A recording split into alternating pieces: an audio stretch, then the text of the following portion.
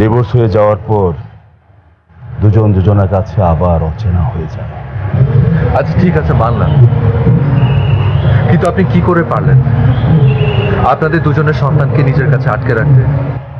আপনি কি করে পারলেন একজন সন্তানকে তার মায়ের আদর থেকে বঞ্চিত করতে? আর সব থেকে বড় কথা, আপনি কি করে পারলেন একটা মেয়েকে এই কথাটা বলতে যে তার মা তাকে জন্মতি থেকে মারা গেছেন? অনেক রাগ, দুঃখ, কষ্ট আর অভিমান থেকে। তাই বলে এত বড় মিথ্যে? আপনি কি জানেন লিলির মা কতটা কষ্ট নিয়ে মারা গেছেন? প্লিজ, আমি এসব আর শুনতে চাই না। আমি আমি এখন লিলিকে কি করে বলবো এসব কথা? কি করে বলবো প্লিজ? সেই দায়িত্ব আপনার। না না, আমি পারবো না। 22 বছর পর লিলিকে নিয়ে আমি নতুন কোনো ঝামেলা জড়াতে পারবো না। আমি আমার মেয়েকে হারাতে চাই না। বাবা সৌরভ, আমি না আমার সিদ্ধান্ত চেঞ্জ করেছি। তুমি এখন আর লিলিকে কিছু বলবে না। যে মানুষটি নেই তাকে নিয়ে ঝামেলা নয়। So you should go back Dhaka. I am sorry. বাবা, বাবা সৌরভ, তোমার এই মহান উদ্যোগের জন্য আমি সারা জীবন তোমার কাছে কৃতজ্ঞ। তোমাকে আমি আবারও বলছি, আমার শেষ অনুরোধ, আমার আর আমার মেয়ের এই সুন্দর সুখী জীবনটাকে তুমি কখনো ভুলবে। প্লিজ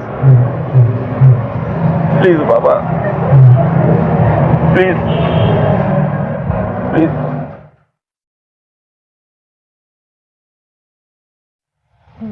বাবা, তোমার কি শরীর খারাপ করেছে? না না, আমার শরীর ভালো আছে। বস মা, আমার পাশে বস।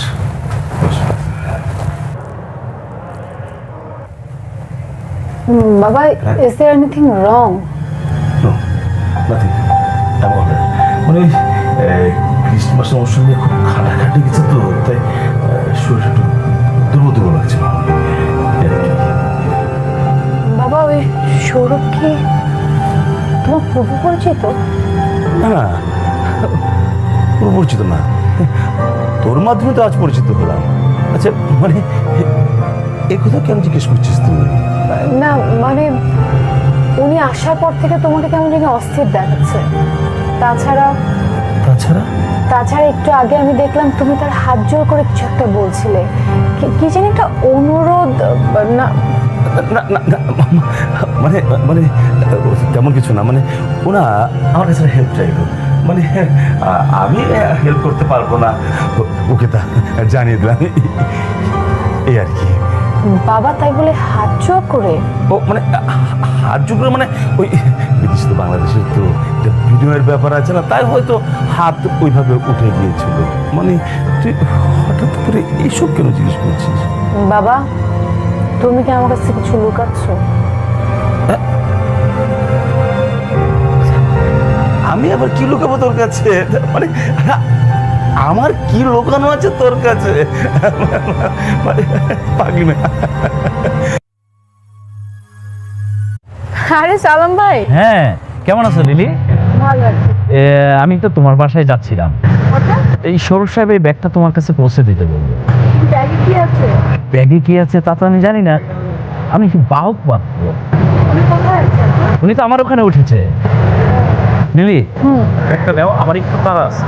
হ্যাঁ, ওকে, ঠিক আছে।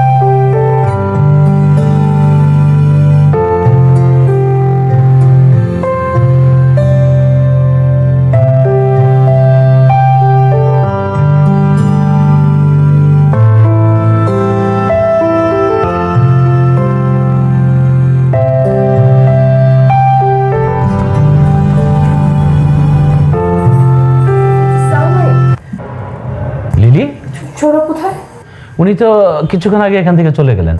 কোথায় গেছে? ট্যাক্সি স্ট্যান্ডে দিয়ে গেছে মনে হয়, এয়ারপোর্টে যাবে। কেন, কোনো সমস্যা? Lily, lily,